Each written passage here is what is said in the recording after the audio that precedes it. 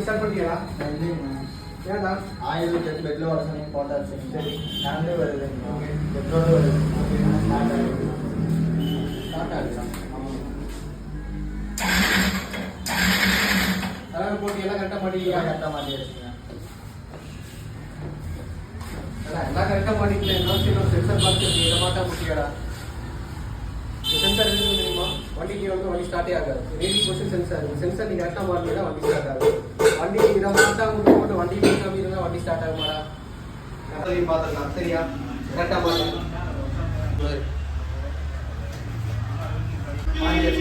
மாட்டிட்டியா? வண்டி ஸ்டார்ட் பண்ணுவோம். ஸ்டார்ட் ஆகாது பார்த்துக்கலாம்.